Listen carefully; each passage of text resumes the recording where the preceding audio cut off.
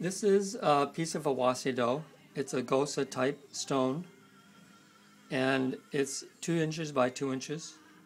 This wood for a tomonagura would be, in my estimation, a little bit wide and broad. But I'm going to make it up anyhow. First I'll flatten the face, although I've lapped this stone already. I'll leave the back the way it is. Now I'll camber the corners, the edges.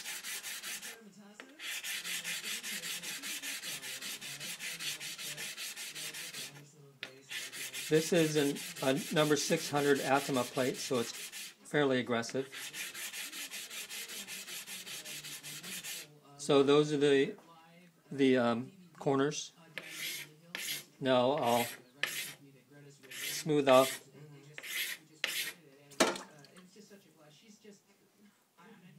I'll leave the sides the way that they are, but I think I'll go over the back edges here and smooth those out a little bit.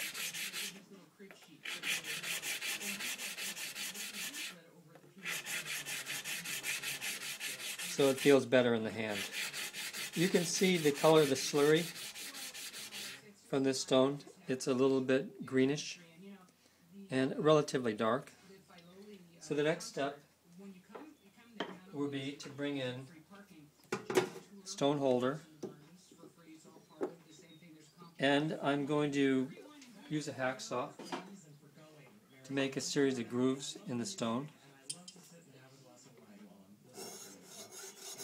This helps break up the suction between the base stone and the tomo when you're using it to raise a slurry.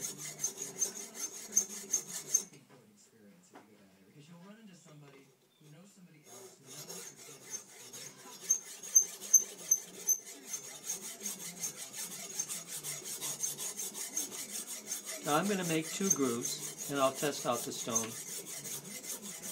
Someone else might make 4 grooves. Then you end up with some right angles that can be a little bit weak sometimes. But I'll leave this the way it is. Let me camber those edges of the groove.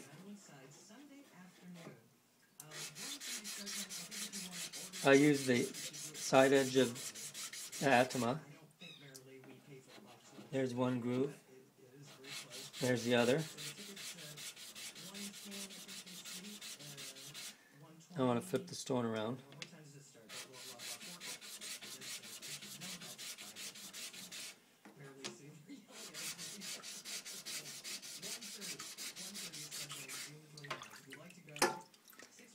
Okay, so here's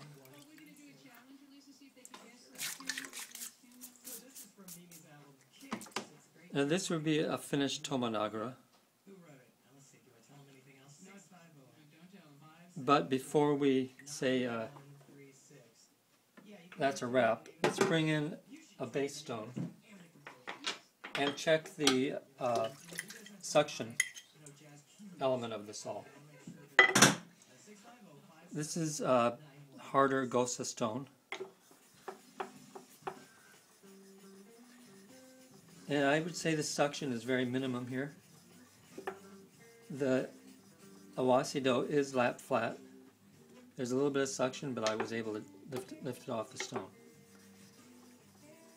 So instead of going ahead and making 2 more grooves, I'll leave it like this, and I think it'll work and be just fine.